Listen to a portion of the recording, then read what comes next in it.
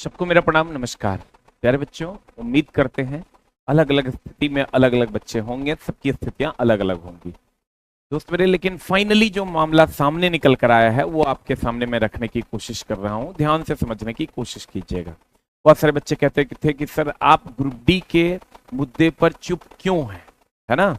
तो दोस्त मेरे, मैं चुप इसलिए था कि मेरा ऐसा मानना है और हमारी न्यायिक व्यवस्था ऐसी है कि अगर ग्रुप डी का मुद्दा ऑलरेडी कोर्ट में है तो उस पर बयानबाजी करना सही नहीं है।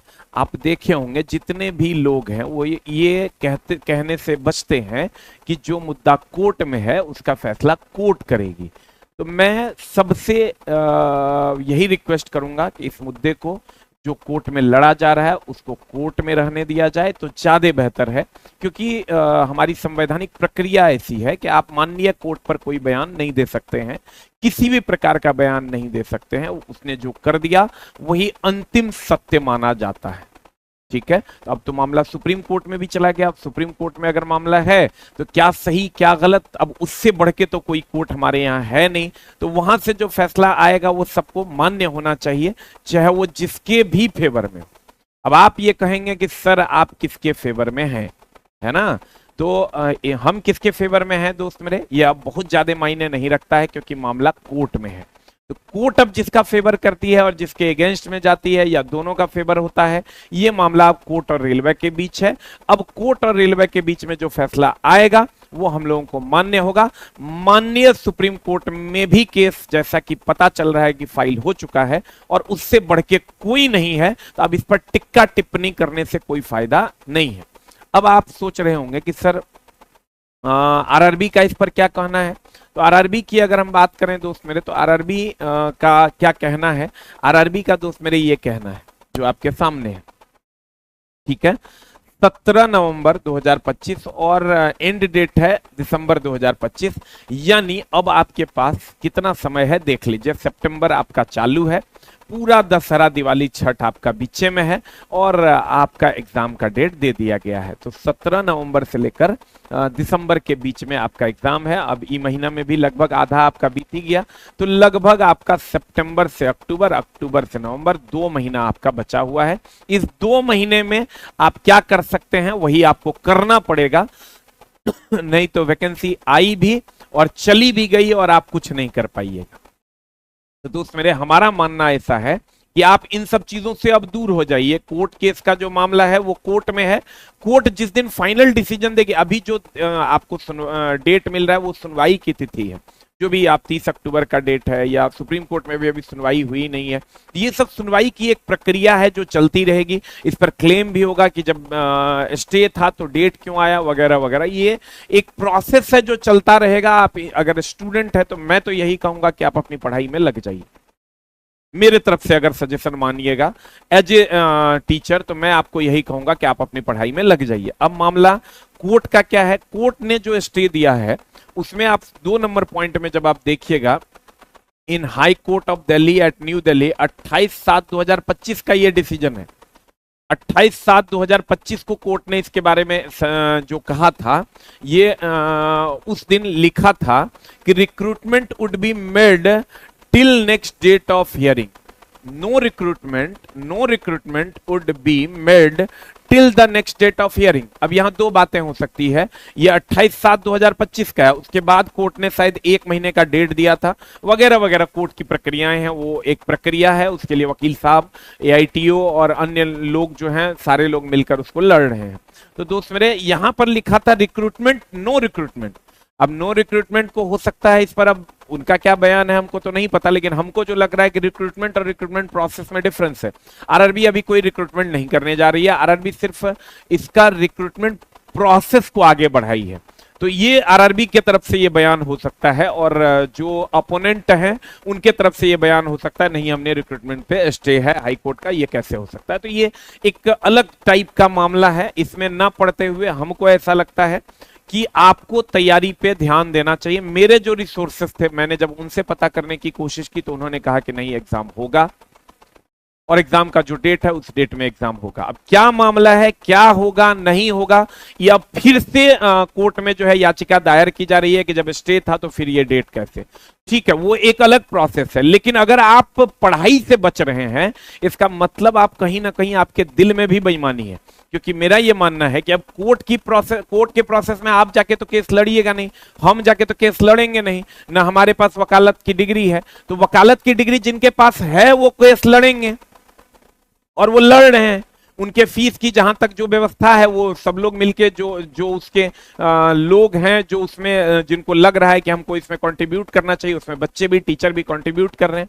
अब रही, आप सोच रहे होंगे कि सर आपका क्या स्टैंड है, मेरा क्या स्टैंड है। जब तक मामला कोर्ट में है तब तक मैं अपना स्टैंड आपको नहीं बताने जा रहा हूं।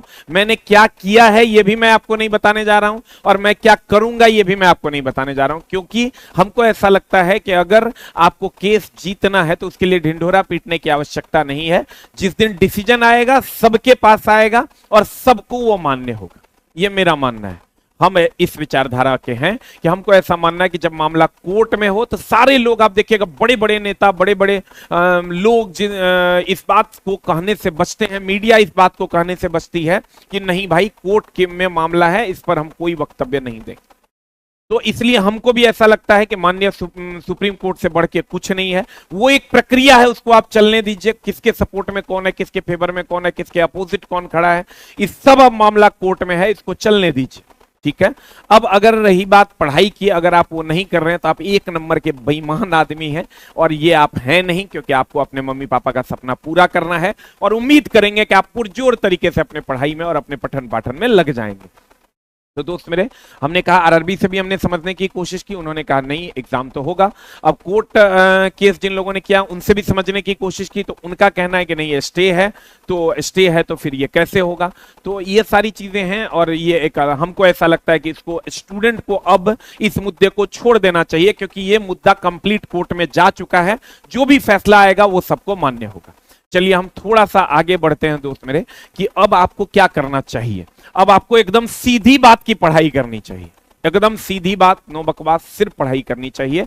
और दोस्त मेरे, आपकी स्ट्रेटजी क्या होनी चाहिए, सफलता वाली स्ट्रेटजी आपकी होनी चाहिए, और उम्मीद करता है जरूर होगा। अब सेल्फ आप एनालिसिस कीजिए कि आपका क्या एनालिसिस है। क्या आप पिछले बार कुछ नंबर से रह गए हैं तो आपकी तैयारी अलग तरीके की होनी चाहिए। अगर आपका सिलेबस पूरा नहीं हुआ तो पहले आप सिलेबस को पूरा कीजिए, और अगर आप सारी चीजों को कर चुके हैं और लगता है इस बार हो जाएगा तो टेस्ट, नंबर ऑफ टेस्ट ज्यादा से ज्यादा लगाइए। सिलेक्टेड क्वेश्चंस को पढ़ने की कोशिश कीजिए, क्योंकि अब 2 महीने ही बचे हैं। 2 महीने में आप बहुत ज्यादा नहीं कर पाओगे, लेकिन सिलेक्टेड तो पढ़ ही सकते हो। खुद से पढ़ो, सेल्फ स्टडी करो, किसी ट्यूटर की मदद लो, लेकिन पढ़ो जरूर।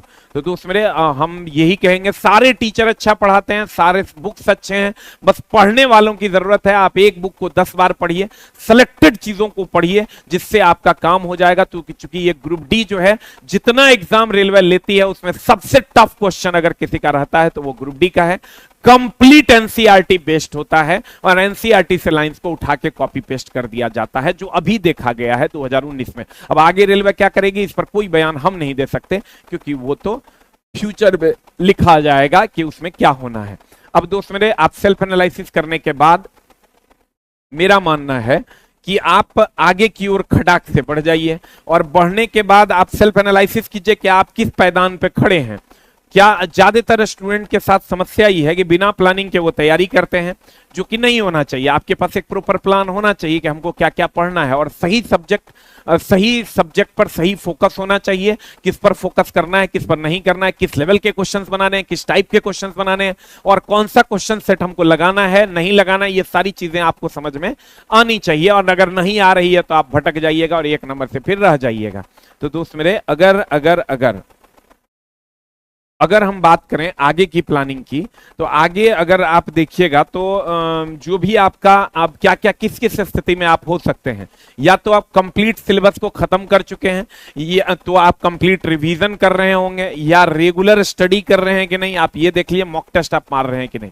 हमको तो ऐसा लगता है कि 50-80% बच्चों का सिलेबस ही कंप्लीट नहीं है, क्योंकि उन्होंने वो सिलेबस को पढ़ना उचित नहीं समझते थे। उनको लग रहा था कि एग्जाम में डिले होगा, ये होगा, वो होगा, और एकाएक एग्जाम का डेट सामने आ गया तो बच्चे अपने आप को बहुत ज्यादा हतोत्साहित महसूस कर रहे हैं। लेकिन आपको हतोत्साहित होने की कोई आवश्यकता नहीं है। आप किसी भी टीचर से पढ़िए, कोई भी बुक पढ़िए, सारे टीचर सारे बुक अच्छे हैं। जिसकी बात समझ में आए उससे पढ़ना आप शुरू कर दीजिए, आपका काम हो जाएगा। अब दोस्त मेरे ध्यान से देखिएगा, अब हम आपके लिए क्या लेकर आए हैं और हम आपके लिए क्या कर रहे हैं, ध्यान से समझिएगा। हम आपके लिए एक छोटा सा बैच जो हम डिजाइन करके पहले से ही रखे हुए थे, लगभग 4-5 महीना से हम इस पर काम कर रहे थे। तो आप कहिएगा सर आप भी तो कोर्स बेचने आ गए, आप भी तो कोर्स बेच रहे हो वगैरह वगैरह, आपके दिमाग में फिर ये चीजें आएंगी।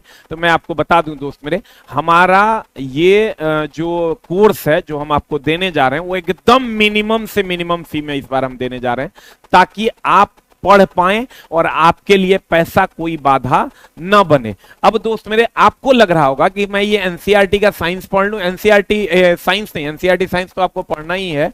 आपको ये लग रहा होगा कि मैं एनसीईआरटी का एग्जाम्पलर पढ़ूं, एनसीईआरटी एग्जाम्पलर जो पिछले बार एकदम ट्रेंडिंग में रहा है, या फिर मैं बुक नंबर 1 पढ़ूं, बुक नंबर 2 पढ़ूं, बुक नंबर 3, मतलब आप फलना का प्रीवियस ईयर पढ़ूं, चिलना का प्रीवियस ईयर पढ़ूं, ढकेलना का प्रीवियस ईयर पढ़ूं, ये सब मैं पढ़ूं, ये क्या 2 महीने में हो पाएगा? तो नहीं हो पाएगा। तो दोस्त मेरे इसके लिए हमने क्या किया है, subject wise 300 plus question selected छांटे हैं। अब उसको कैसे छांटा है हमने वो भी हम आपको बताते हैं। जैसे मान लीजिए कि ये कोई क्वेश्चन है जीके का, साइंस का और करंट अफेयर्स का, ध्यान से समझिएगा। इसमें हमने अपना पूरा दिमाग झोंका है कि कैसे आप इसको कर पाइएगा, और एकदम मिनिमम फी में हमने इसको लाया है ताकि सारे बच्चों तक ये लाभ पहुंच पाए। तो दोस्त मेरे ये जीके, साइंस और करंट अफेयर्स की अगर हम बात करें, हमने क्या किया, इसका एक टाइप 1 का क्वेश्चन यहां कलेक्ट किया, उससे रिलेटेड हमने चारों बुक पढ़वा दी है, क्योंकि हमको ऐसा लगता है कि टीचर को भी ये सारा बुक पढ़ने का फुर्सत नहीं है, अब बच्चा को भी फुर्सत नहीं है। तो हमने एक कंटेंट टीम बनाया जिसको हमने कहा ये पूरा बुक पढ़ो तुम, और इस बुक को पढ़ने के बाद इस एक टाइप के क्वेश्चन से रिलेटेड इसमें जहां जहां जो क्वेश्चन पूछा है वहां उसको वन लाइनर बना दो। वन लाइनर बनाने के बाद जो रिपीट क्वेश्चन है उसको काट दो, जो भी रिपीट क्वेश्चन है उसको काट दो। ये जीके, जीएस, साइंस और करंट अफेयर्स की बात, करंट अफेयर्स भी, जीके भी और साइंस भी। तो जो रिपीट क्वेश्चन है उसको काट दो, जो क्वेश्चन अलग अलग बुक्स में दिया हुआ है उसको यहां इकट्ठा कर दो। अब बच्चा एक जगह सारे चीजों को पढ़ पाएगा, और उसको 4 बुक पढ़ने की जरूरत है। 4 बुक के जगह 1 बुक पढ़ेगा, 2000 क्वेश्चन के जगह 300 क्वेश्चन पढ़ेगा, उसका काम हो जाएगा। लेकिन उसको एक्सप्लेनेशन को ऑर्डर में पढ़ना होगा, क्योंकि आप बिना ऑर्डर के पढ़ते हैं। आप सोचे कि फिजिक्स अगर आपको मिल जाए 25 पन्ना में, आप 25 पन्ना में आप सरिया के ई पार से ऊपर पढ़ लीजिए। केमिस्ट्री आपको मिल जाए 25 पन्ना में, ई पार से ऊपर पढ़ें और चारों बुक आपका पढ़ा जाए, क्योंकि रिपीट क्वेश्चन सारे के सारे हटा दिए गए हैं, ऑल टाइप्स के क्वेश्चन, ऑल लेवल के क्वेश्चन विथ न्यूमेरिकल। अगर आप करंट अफेयर्स मात्र 300 पढ़ें और उसका एक्सप्लेनेशन ऐसा लिखा हुआ हो कि आपका सारा करंट अफेयर्स पढ़ा जाए। आप जीके अगर पढ़ने जाते हैं और 300 क्वेश्चन पढ़िए हिस्ट्री का, और उसका एक्सप्लेनेशन इस तरीके से पढ़ा दिया जाए कि ये चारों बुक के क्वेश्चंस आपके सॉल्व हो जाएं, तो आपका काम हो जाएगा। 2000-3000 क्वेश्चन पढ़ने की जरूरत नहीं है, 300 क्वेश्चन पढ़ोगे पर सब्जेक्ट और आपका काम हो जाएगा। दोस्त मेरे जैसे मैथ में और रीजनिंग में हमने क्या किया है, इसमें भी 300 प्लस क्वेश्चन का कलेक्शन बनाया है, जिसमें all types of question, all level के क्वेश्चन और ऑल प्रीवियस ईयर को हमने इंक्लूड किया। आप समझो आप मैथ में मात्र 300 क्वेश्चन का प्रिवीजन करो और ऑल टाइप्स आपके रिवाइज हो जाएं, ऑल लेवल आपका रिवाइज हो जाए, ऑल प्रीवियस ईयर रिवाइज हो जाए। ये कैसे होगा? ये एक जगह चीजों को एनालाइज करके अरेंज करने से होगा। वो काम हमने किया है, और ये काम हमारा पिछले 3-4 महीनों से चल रहा था, क्योंकि हमको पता था कि ग्रुप डी का जब डेट आएगा तो बच्चे, अगर कम समय मिलेगा तो बच्चे रिवीजन के लिए बहुत परेशान हो जाएंगे। तो आपको परेशान होने की आवश्यकता नहीं है। ये चारों बुक पढ़ने के जगह मात्र पर सब्जेक्ट आप 300 क्वेश्चन पढ़िएगा और आपका काम हो जाएगा। आप समझो रीजनिंग में मात्र 300 क्वेश्चन पढ़े, all type, all level, all previous year complete हो जाए। फिजिक्स में all type, all previous year, all level with numerical आपका कंप्लीट हो जाए और मात्र 300 क्वेश्चन पढ़ना पड़े। ये अरेंजमेंट हमने आपके लिए किया है।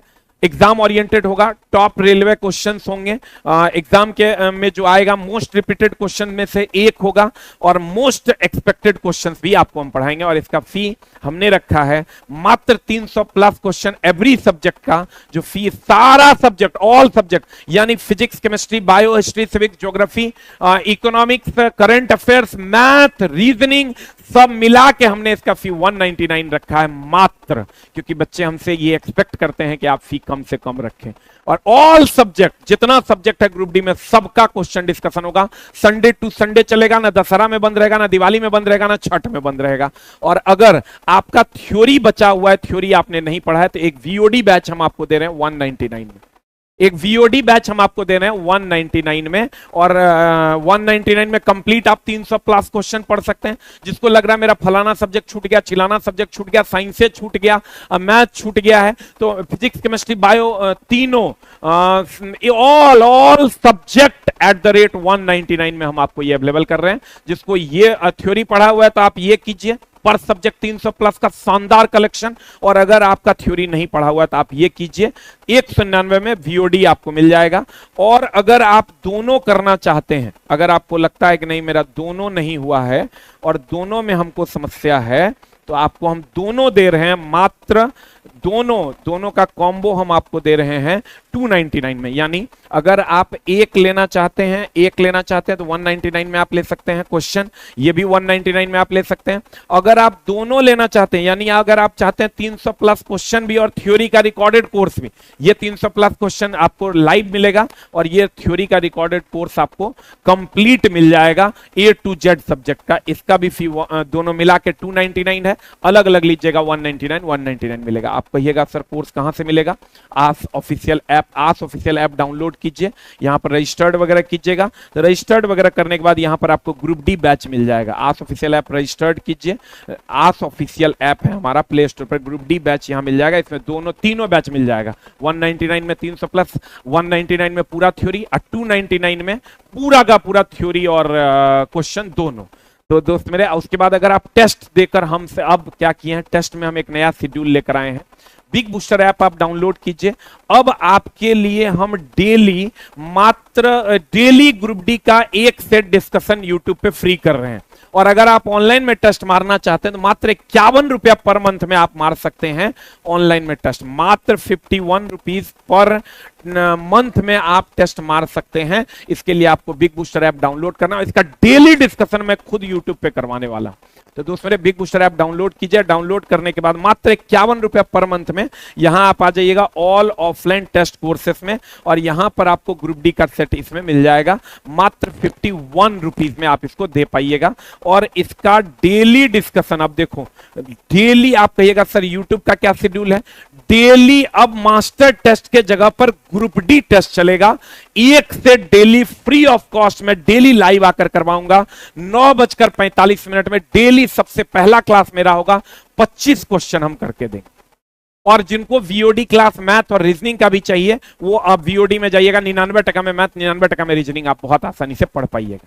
ठीक है, उम्मीद करते हैं। और ये बैच आप कहिएगा कब से शुरू होगा? ये सारा बैच, चूंकि अब टाइम है नहीं, तो ये सारा का सारा बैच हम आपका शुरू कर रहे हैं 11/9/2025। और टाइम हम आपको यूट्यूब कम्युनिटी में बता देंगे। आज है 9 तारीख, 10 और 11, परसों से हम आपका ये बैच स्टार्ट कर देंगे।